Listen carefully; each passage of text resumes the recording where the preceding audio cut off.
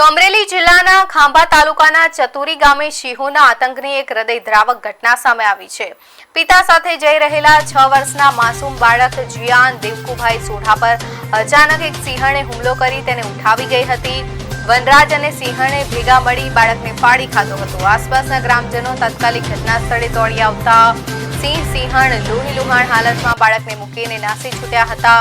ઘટનાની જાણ થતાં જ વન વિભાગ અને પોલીસનો કાફલો સ્થળ પર પહોંચ્યો અને માનવ પક્ષી સિંહોને પાંજરે પૂરવાની તજવીજ હાથ ધરી છે। ખાંભા પંથકમાં છેલ્લા 15 દિવસમાં સિંહોના હુમલાની આ ત્રીજી ઘટના હોવાથી સ્થાનિક ખેડૂતો અને ગ્રામજનોમાં ભારે ફફડાટ અને રોષ વ્યાપ્યો છે।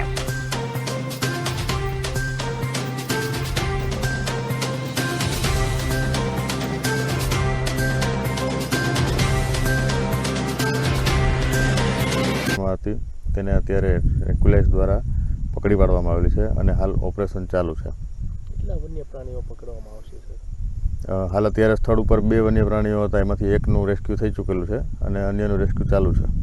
લોકોને શું અપીલ કરશો આ વિસ્તારમાં, ગામડાઓમાં ખાસ કરીને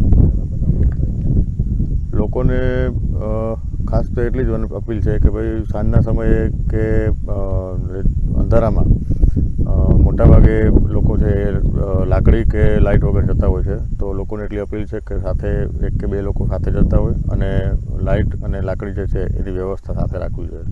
વન્ય પ્રાણી આપણા આસપાસના વિસ્તારોમાં જ રહેતા હોય તો આવી નાની નાની બાબતો જે છે એ આપણને ઘણી બધી મોટી સેફટી આપે છે। 2-3 જવાન લાકડી વડે હુમલો કરીને બાળકને છોડાવ્યું। બાળક મૃતદેહ હાલતમાં મળેલું હતું અને મારી માંગ એવી છે કે શનિ રવિમાં વનમંત્રી અર્જુનભાઈ મોઢવાડી આવે છે કે એને એ જ કહેવાનું કે ભાઈ અમારું માનવ રક્ષણનું પ્રોટેક્શન અમને આપો અમારા ગામમાં।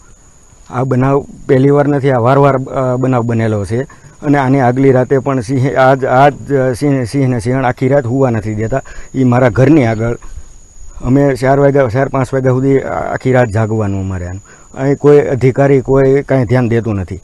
તો હવે અમારી માંગ એ છે કે હવે આગળ આવા બનાવ બનતા રહે તો અમારું પ્રોટેક્શન કોણ આપે? એટલે અમારે અહીંયા અમારા ગામમાં ગાર્ડ, ફોરેસ્ટ ઓફિસ, અહીં બધું અમારી માંગણી એ છે કે ભાઈ અમારા ગામનું આગળની રક્ષણ બધી જવાબદારી વનમંત્રી લે, એની બાંહેધરી આપે તો નકર અમે આગળ આંદોલનની ચીમકી આપીએ છીએ।